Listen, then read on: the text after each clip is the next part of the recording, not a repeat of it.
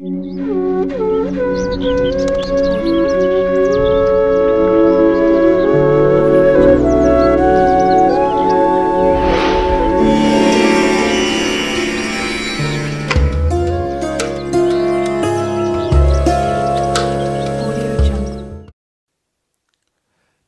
వారికి ఈ నూతన ఆంగ్ల సంవత్సర ప్రారంభకాల సమయంలో ఎలా ఉండబోతుందో ఈ వీడియోలో సవివరంగా సంపూర్ణంగా తెలుసుకుందాం.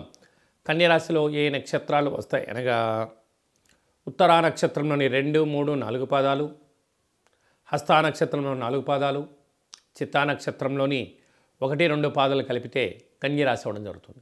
కన్యరాశి యొక్క అధిపతి బుధ భగవానుడు. చాలామందికి పుట్టినటువంటి కాల సమయంలో డేటా ఆఫ్ బర్త్లో లేనటువంటి కారణం వలన పేరు యొక్క మొదటి అక్షరాన్ని అనుసరిస్తూ ఆ రాశిని తెలుసుకొని ప్రయత్నం చేద్దాం.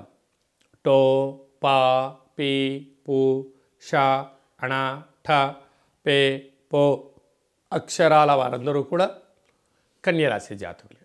అలా కన్యరాశి వారికి రాశిలోనే కేతు భగవానుడు సంచారం చేయడం, అర్ధాష్టమ రవి, అర్ధాష్టమ బుధుడు అంటే ఏడాది తర్వాత రవి భగవానుడు ధనుసు రాశిలో అర్ధాష్టమంగా సంచారం చేయడం వలన వాహన ప్రమాదాలు పొంచి ఉన్నాయి. నిప్పుతో కానీ, నీటితో కానీ, యంత్రాలతో కానీ, ఆయుధాలతో కానీ, ప్రభుత్వ అధికారులతో కానీ వాగ్వివాదాలకు సరైన సమయం కాదు. కనుక వీలైనంత వరకు ప్రమాదాలను నివారించాలి అన్నట్లయితే ప్రశాంతత, మౌనము, ధ్యానము, ఏకాగ్రత వలన మంచి కాలము పొంచి ఉంటుందని చెప్పి కూడా గుర్తుపెట్టుకోగలగాలి. అలాగే 6వ స్థానంలో శుక్రుడు మరియు శని సంచార స్థితి ఉండడం వలన బంగారు ఆభరణాలు, వస్త్రాలు, షేర్లు, గృహ క్రయ విక్రయాలు యోగించే అవకాశాలు ఉన్నాయి. కాబట్టి కొనేటువంటి కాల సమయంలో 1కి 10 సార్లు సంపూర్ణంగా దాన్ని పరిశీలించుకోవడం మీ వ్యక్తిగతం అని చెప్పి గమనించాలి. 7వ స్థానంలో రాహు సంచార స్థితి ఉండడం వల్ల ప్రేమికుల మధ్య సయోధ్య, భార్యాభర్తల మధ్య అన్యోన్యత, వివాహ ప్రయత్నం చేసేవారికి వివాహ ప్రయత్నం కలిసి రావడం జరుగుతుందని చెప్పి కూడా గుర్తుపెట్టుకోగలగాలి. భాగ్యస్థానంలో దేవగురు బృహస్పతి సంచారం చేయడం వలన వివాహమైన దంపతులకు పుత్ర పుత్రిక సంతాన యోగము, చదువులు, అభివృద్ధి, షేర్లు, క్రయ విక్రయాలు, ఆనందము కన్యరాశి వారి సొంతం కాబోతుంది.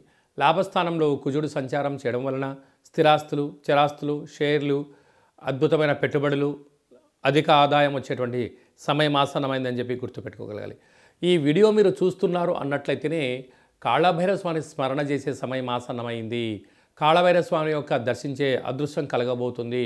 కలియుగ కాలంలో నరదృష్టిని, శత్రు ప్రభావం తొలగించే ఏకైక శక్తి కాళభైరుడే కనుక కాళభైరవ స్వామి స్మరణ, ధ్యానము, ముడుపు, దీపం పెట్టే సమయం ఆసనమని చెప్పి గుర్తుపెట్టుకోవాలి. ఒక్కసారి కాళభైరవ స్వామిని స్మరించినా, ధ్యానించినా, ముడుపు కట్టినా, దీపం పెట్టినా జీవితకాలం ఉన్నతమైన విజయాన్ని కలిగిస్తాడు అని చెప్పి గుర్తుపెట్టుకోగలగాలి.